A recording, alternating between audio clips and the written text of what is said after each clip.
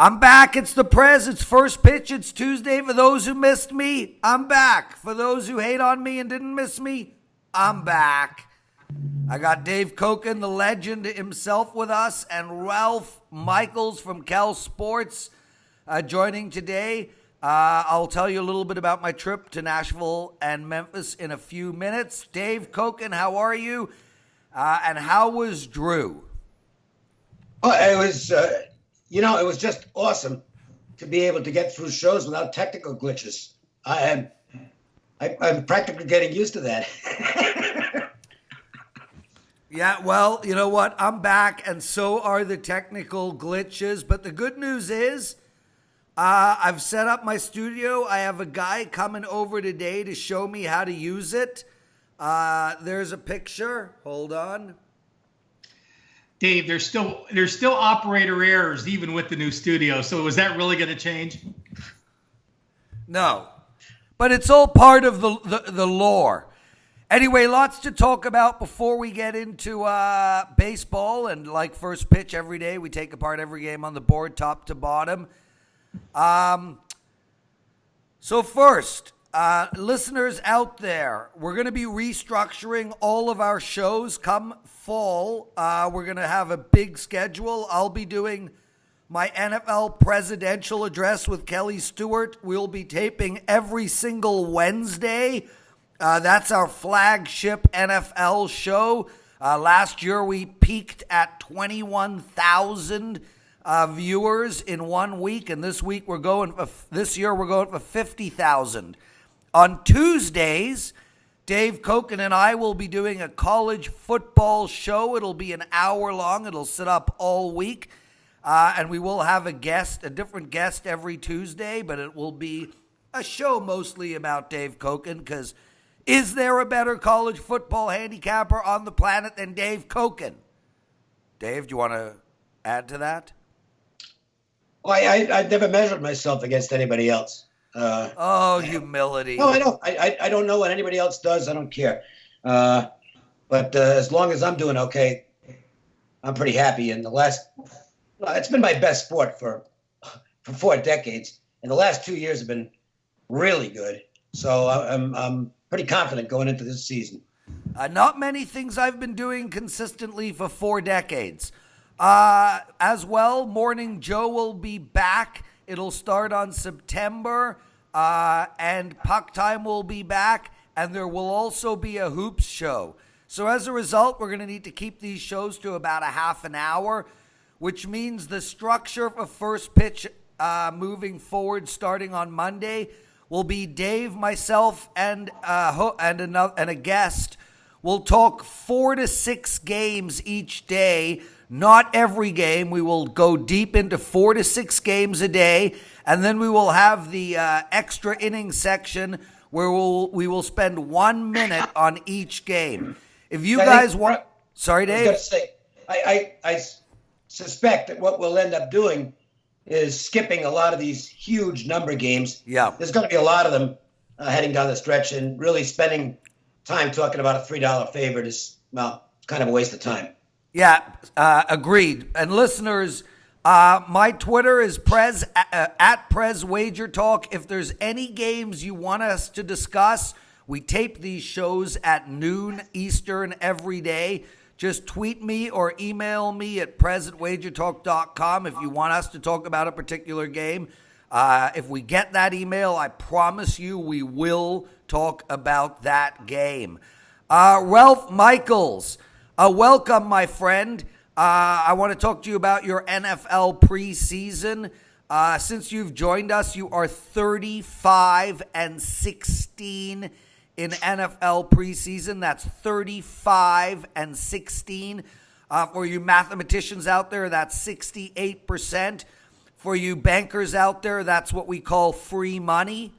The regular price is $299. Head over to wagertalk.com. Get it for $149.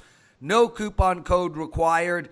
You literally will make that money back on your first game. Ralph, why are you so good in NFL preseason? Well, as we said before, it's the only time in sports where you can bet on a team and a coach that want to win against a team and a coach that doesn't want to win. I go back and give Phil Steele a lot of credit, spending over 15 seasons there. Power Sweep customers got the preseason for free. I was the one in charge of preseason the last few years there, learned many unique handicapping styles, and digging for information is my forte. So 4 weeks of preseason football, $1.49. Carmine Bianco on a 12-3 baseball run. He's got to play up tonight at wagertalk.com. And Brian Leonard, my God, I mean, he's just killing it like always. He's our $2 featured handicapper. It's $2 Tuesdays at both Wager Talk and Sports Memo. And Brian Leonard is that guy today at Wager Talk. And he's up 133% profit in the last 2 years of baseball. So that's the business that we're taking care of. The studio will be up and running for Monday. The new formats will come in on Monday. The last question I have to you listeners out there, what should I wear? Dave, it's actually a serious question because I was talking to my girlfriend Vivian about this last night. We've got a very professional studio coming. We're going to be running graphics, and we're going to be having, a few commercial breaks here and there. We got an intro, an outro, logos, the whole professionalism of the show will go up 10 times. But my professionalism needs to move with it. Do I pull a Teddy and wear a blazer and a T-shirt? Do I wear a button down? Do I go suit and tie, or do I remain in a T-shirt and hoodie? Put your thoughts up, guys. Let me know. It's actually something I can't decide on. Do either of you? Mandatory for a tuxedo the first week. Yeah, I'm going to go with no because I'd have to rent it. Okay, then just go with your standard wear when you're not doing a show, which I think is a trench coat. Yeah, well, I am, what's it called? What is that? Flasher, yes. Yeah. 7 minutes into the show, we haven't discussed baseball. People are cringing already. So let's get straight to it, guy. Oh, my trip. Okay, you know what? We'll talk about my trip tomorrow. Too much today. Milwaukee against Pittsburgh, Dave. We got Brolt versus Chase Anderson. Pittsburgh is at home. They're a plus 130 team today. Where are we going with this one? Well, I'm not going with Pittsburgh. They're just a disaster right now. Chase Anderson, 8 straight starts where he's given up 2 or fewer runs. Now, he's not a distance guy, so that's usually 5, maybe 6 innings. In fact, there's been a couple where it's only 4 innings, but he is limiting the opposition. The Brewers need the wins. The Pirates don't. They're done. Their season's over. Market says Brewers. I don't disagree. Ralph, over and under is 10 in this game as well. You're in an interesting situation where Milwaukee, although they've lost 4 of their last 5, they put up a 9 spot against Pittsburgh last night, but this team is not scoring right now. And Pittsburgh's pitching is an absolute disaster. I lean on the over in this game. I think, if you're not scoring and you're not hitting the ball well, roll into Pittsburgh, baby. Well, Brault was pitching great in his last 9 starts before he got hurt. He had a 2.44 ERA. This is his first start since July the 5th. And like Dave said, Anderson got over 6 innings his first time in 9 starts. If you're going to play the game or play the total, you do have to remember anytime you're handicapping Milwaukee, Hader did go yesterday 1 2/3 innings, gave up 2 hits and a run. So don't know if they'll pitch him today. I would look at the first 5. Dave, the New York Mets hosting the Marlins. Just when we thought they were out of it, they've put down a run. The New York Mets are only 2 games back from the wild card spot. And they got Marcus Stroman pitching in their rotation. Plus, they kept their entire rotation intact at the trade deadline. They're playing Miami tonight. The New York Mets are a huge favorite, minus 260. These are the games we're going to move very fast through. I'm going to stop setting it up and hand it over to you. Not much to say. The line's going up. The Mets are red hot. They're back to 500 for the first time since May. Wheeler's off a really good performance. And Hector Noesi I'm shocked that he's back in the major leagues. Well, maybe he sort of isn't because he's with Miami. No, I wouldn't get in the Mets' way here. Ralph, Miami's lost 4 in a row, 6 of 7. The Mets are just utterly dominant right now.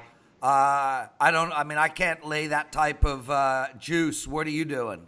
Yeah, Yamamoto has a 0.95 whip. He's not pitching. Yamamoto's been scratched. Hector Noesi's pitching. My apologies. Then again, a no play for me. You have two of the hottest teams. Mets 17-5 their last 22. Marlins 2-13 as an away dog their last 15.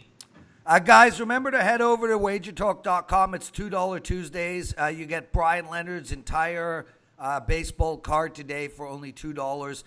And really, guys, Ralph Michaels is NFL Preseason, regularly $299. It's $149 over at wagertalk.com. And the dude is 68% in NFL preseason. It's unbelievable stuff. Philadelphia playing Arizona today, Dave. Arizona finds themselves, it opened at minus 120.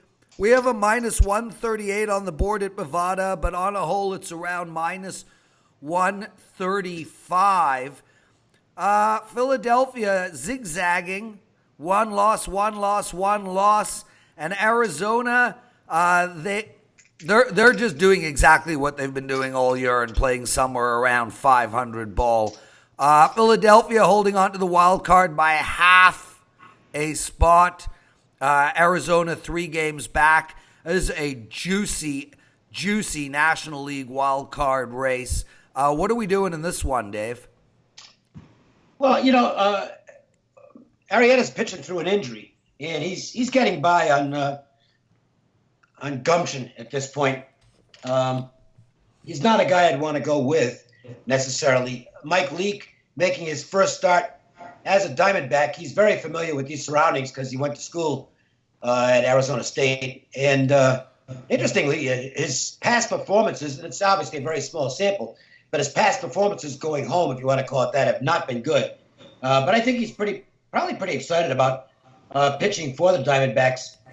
The number is going up on this game, and I think that might not be the worst idea in the world. I lean Arizona in this game, not on the numbers, but just kind of on the situation. Ralph, I'm passing on this game. What do you like? I would lean to the Diamondbacks, but my issue is this. They're 8-14 their last 22 as a favorite. You have a favorite that's winning, 40% of their games. It's not a situation you would go in. Leake, I'm sure, is excited, but have some nerves. I might look at over the first 5 innings in this game. Washington Nationals in the number 1 wild card spot, tied with Philadelphia. Only half a point, only half a game ahead of St. Louis. Washington is on the road. They're playing San Francisco. San Fran has dropped slightly, but still in the hunt. 3 games back. Dave, Washington is minus 115 with no line move whatsoever. 8.5 on board. Sanchez versus Menez. What are you going to do in this one? I kind of lean to the Giants. My one worry is they might be leveling off now. In fact, not might be. They are leveling off after that tremendous run. But I kind of like Connor Menez, young rookie who's from the area. His first start was quite good. And Anibal Sanchez, I think this is a guy who could show some wear and tear down the stretch. He's had a lot of injuries over the years, and he's stayed healthy this year for the most part, but the innings are starting to pile up, and I suspect he could have some regression down the stretch of this game. It's probably not going to end up on my card, but I'm at least leaning the Giants' way. Ralph, what do you like in this one? Agree that, I'm not one that wants to play on Sanchez, although he does have a good history against the Giants. He's got a 4-1 record with a 2.1 ERA in 5 starts. But you look at the Nationals, they're 5-10 on the road against lefties. This is Menez, a kid who's only making his second start. They haven't seen him. I like when these crafty lefties come up with these young lefties that teams are seeing for the first time. I would lean with the Giants the first 5 innings. St. Louis tonight on the road playing the mean, mighty L.A. Dodgers. The line is L.A. Dodgers minus 180. It's dropped from minus 200. There is a minus 178 on the board. Kershaw on the mound tonight, which is why the number is so high, but still with Kershaw on the mound. Dave, is that really a high number? Yeah, it's high, but this is one of those deals where even though the value might be with the Cardinals, do you really want to go against Kershaw? Not that Kershaw has been great. In fact, his last start, I think he had a career high in walks with 5. It was a miracle that the Padres didn't just trash him, but no, that's the Padres. The problem is they don't lose when he's on the mound. I mean, going back to last season, the Dodgers are 23-4 when Kershaw starts. I just have a tendency not to want to go against numbers like that, and I think that's kind of sound logic, don't you? Yeah, I mean, I think the Dodgers are fairly cheap tonight. I mean, obviously St. Louis is a really good baseball team, but they're not the Dodgers. So, I mean, to me, it's like not only am I going to get a better pitcher, not only am I getting him at home, but I actually think the lineup for the Dodgers are better than St. Louis as well. So overall, I think this line is probably 20 cents low. Ralph? I think more than that. You know, Mikolas has one of the biggest home road dichotomies in baseball. At home, sub-2 ERA, sub-1 WHIP. On the road, 6.75 ERA, 1.56 WHIP. A Cardinals team that's 10-22 as an away dog. A Cardinals team batting .228 over the last 10 days. Huge matchup tonight. Baltimore, 26 games back on Tampa Bay for the wild card. Right in the thick of things, they're playing the New York Yankees. Yankees are on the road. Holder versus Oigavalt. Minus 220 for the Yankees. It's been bet down, Dave. There's a minus 195 on the board at 5 dimes. The over and under is 10.5 in this spot.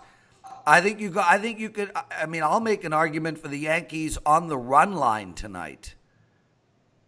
It's a bullpen game for the Yankees. Holder will start and probably go an inning or two. So a lot of bullpen guys tonight. Wojciechowski hasn't been that bad for the Orioles. You know, look, Baltimore's 14-15 over their last 29 games. And that's not terrible. They're scoring some runs. They kind of got unlucky last night against the Yankees. They had 2 guys thrown out at the plate. One of them was a bad call, which somehow didn't get overturned. You know, they're hanging in there. I don't disagree with the line coming down. I think it's now down to a price where, I took a shot at the Orioles' first 5 last night and missed on that. I'm not going to do it here, but I wouldn't be laying this price either. I still like the Yankees, Ralph, minus 1.5. They've actually covered the run line 6 games in a row. They're putting up huge numbers with their bats, 9-7, 6-9, 4-7 in their 6-game win streak. I don't see that stopping. Well, how about this? I mean, you talk about the Yankees hitting well, and the Yankees are hitting .299 as a team the last 20 days. They've gone 13-6 in those 20 days. Baltimore has hit .279, and Baltimore has gone 10-8 in the last 20 days. That doesn't make for a $2 home dog. I will give you this stat for whatever it means. The Yankees are 10-0 when they use an opener this year. Chicago White Sox, no, against Detroit. That game goes in the date. Oh, no, that's a doubleheader. So we're skipping. Right. We are skipping that game. Kansas City versus Boston. Boston came out at minus 210. Dave, there's a minus 164 on the board at 5 dimes. This Boston team has been bet down big time. The over and under is 11 right now. Boston's 5.5 back on a wild card spot and really needs to start putting some wins together. Well, they've lost 8 out of 9, so, I don't think it matters. This isn't a playoff team. Okay, what do we do tonight? Well, I don't disagree with the line move. I mean, Castro's been lousy since he arrived from Baltimore. He's had 4 starts, and let's just say his game scores haven't been very good. So I can see why there's some money showing up on a big price with the Royals. Junis is at least capable of having a decent outing here and there. And I don't think there's much steam left in the Red Sox sails. I think what happened last week is pretty much the end for them. I know they're still in the race. Maybe they can get hot, but it just has never really come together for this team. And the price on Cashner was too high. So the value market has stepped in, and now it's priced about where it probably should be in the 165, 170 range. Ralph, any thoughts on this one? Pass for me, as Dave said, in Cashner's 4 starts, he's got a 7.3 ERA. He's given up 3 or more runs in every start. But then you look at the Royals. I mean, the Royals are 1-11 their last 12 games, and I think the whole world knows the one game they won. That was the Bauer game where Trevor exploded. So, again, this is pass, no reason to back either team. Dave, just when we thought Tampa Bay was going to come back down to earth, they rattled off 6 in a row. They did lose last night to Toronto 2-0. They're playing the Blue Jays again tonight. Tampa Bay is minus 190-ish with an over and under of 8.5. Another big favorite here. I'm going to stay away from this one. Yeah, I guess I am as well. Toronto's a little better team now than they were earlier because these kids have injected some life into this team. And I think you're gonna see the Blue Jays play hard down the stretch with the young guys playing. They're in a tough spot tonight. I don't trust Thornton and Kittredge, followed by, I would assume, Yarbrough.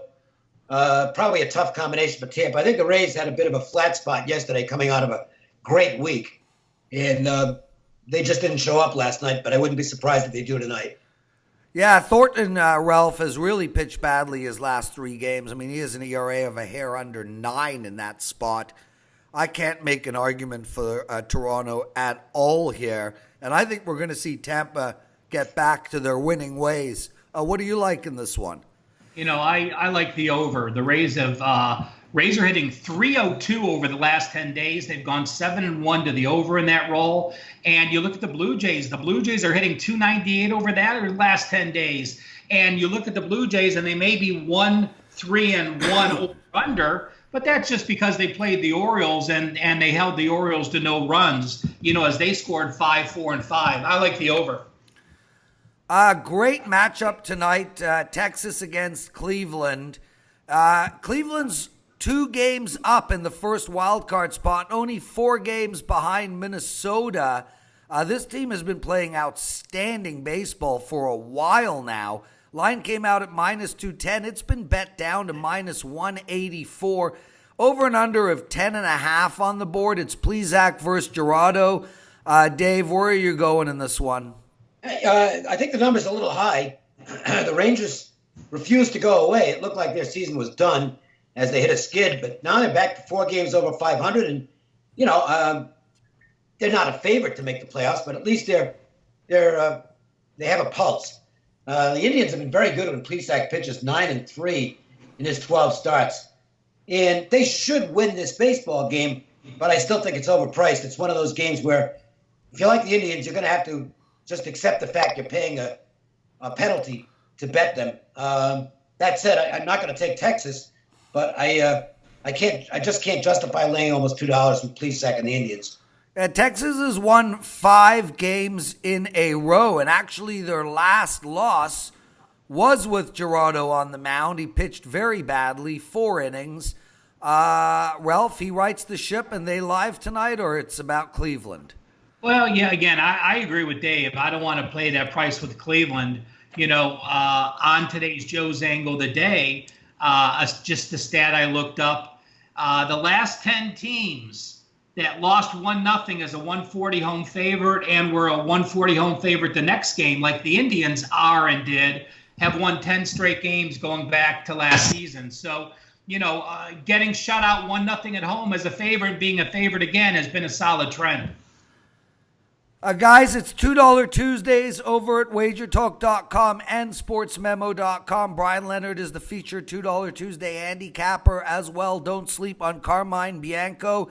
He's on a 12-3 baseball run. And Ralph Michaels, $299 for his NFL Preseason. You can get it for $149. Just head over to Wager Talk. No coupon code needed. We got to do a promo for your college football, Dave. I'll text you later today, and we'll get that all set up.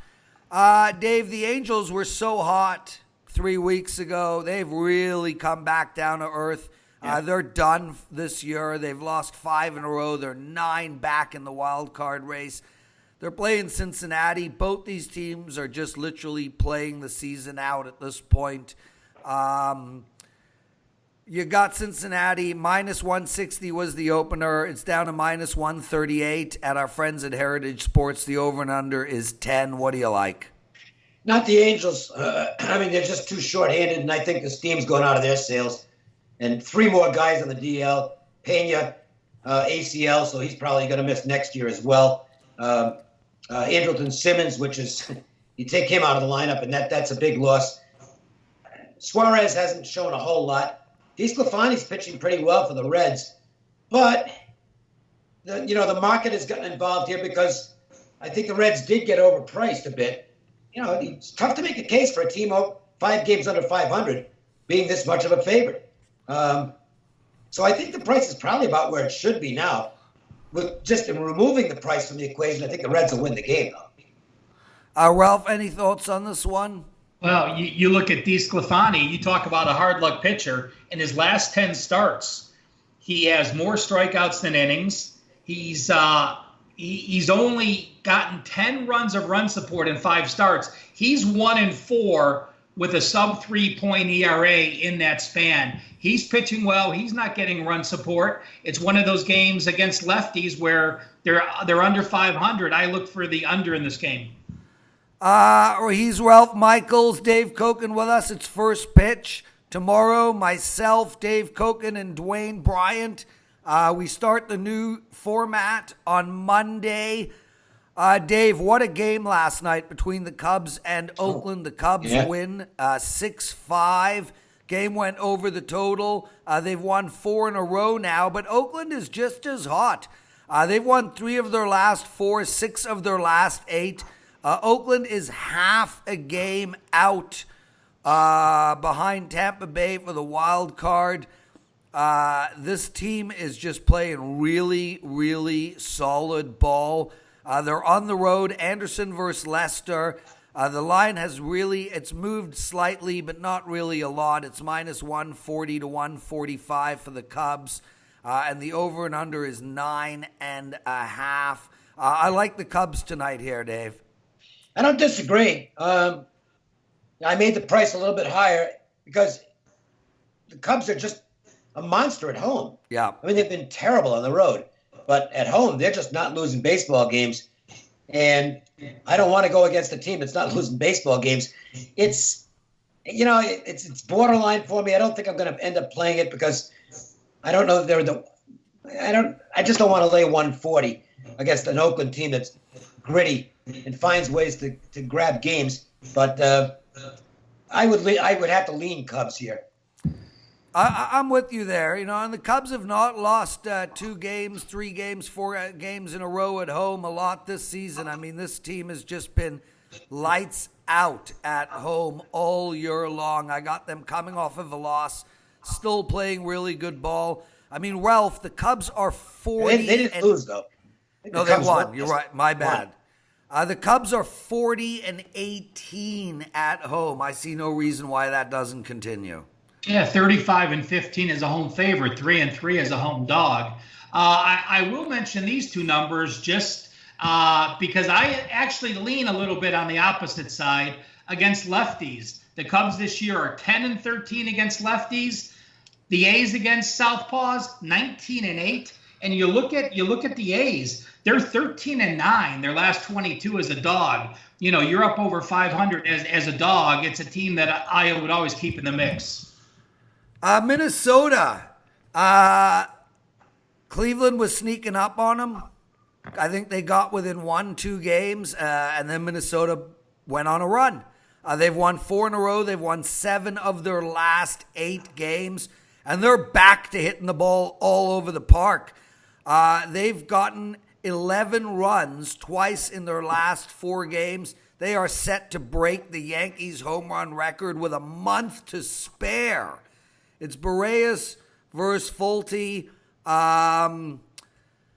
Dave, to me, it's like you're in a situation where the over and under here is 10 and a half.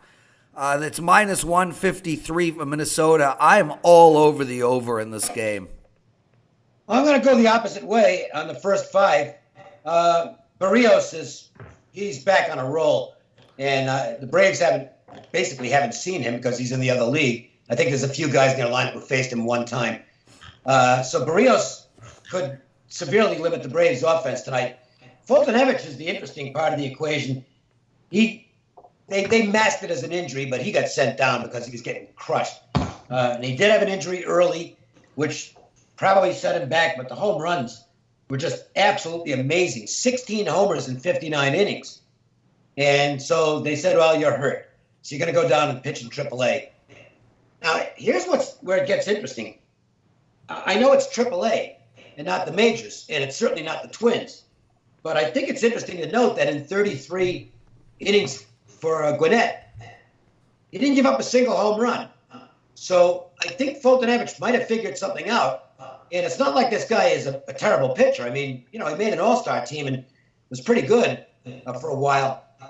I can see him having some success early in this game, and I expect Barrios to be tough. So I looked, and I went with, in fact, the under for the first 5, under 6 first 5 innings. After that, I don't care. The bullpens get involved. Anything can happen. It did last night, and it might again. But I took a shot here with the under in the first 5 innings. Good luck with that, Dave. Ralph Michaels, Minnesota or Atlanta? Well, I agree with Dave's first 5. I like it because, as he mentioned, Folty, a 1.13 ERA in those 3 starts at Gwinnett. One thing I want to mention, maybe tonight, certainly tomorrow, you have to remember the Twins have the Indians on deck for a home series. They're going to start looking towards that because that's huge for them. Yeah. So playing this non-conference team with the Indians coming in town, for you having the chance to dominate and be ahead with a substantial margin, I don't know if that creeps in today, but certainly it would be on my mind for tomorrow. Guys, 2 games left, just jumping ahead of Colorado and Houston. The San Diego-Seattle game, undecided starter for Seattle. Well, it's an undecided opener. It's LeBlanc is the primary pitcher tonight. So we do have a line out. I mean, do you want to discuss this game at all? No, not really. Padres will be minus 120, that range. And good luck to both teams. Colorado versus Houston. I am salivating over a Houston New York Yankees AL final. I mean, this Houston team, what a rotation. Plus, they can hit the ball too, and Altuve is back and rolling. Houston has won 4 in a row. They've put up 3, 9, 10, and 7, and their pitchers 1-0, 2, and 1. This team is absolutely deadly. It's Greinke's first start at home. Does he pull an Aaron Sanchez? How about Aaron Sanchez, Dave? Wow. Yeah, and that was amazing. We'll see if it continues, but maybe the Astros see something in him that wasn't there. What do you like in this one, brother? Colorado versus Houston. The under's getting played, and I can't argue. I can't argue against that. It's not going to be a play for me, but Marquez has found his stuff. He's back in a groove. His last 3 starts have been really good for the Rockies. We know what this guy's capable of when he's throwing it well. And Greinke, well, I know the Diamondbacks lost his last 4 starts, but it's tough to pin that on Greinke. I think the number might be a shade high, but I'm not really interested in the dog. And I would lean under. Yeah, I don't like to play under 8s, especially, and I get it. These pitchers are both killing it, but Houston is hitting the ball. And, Colorado, 6-5-5 in their last 3 games. Those were at home. I'm just outright staying away from this one. Ralph?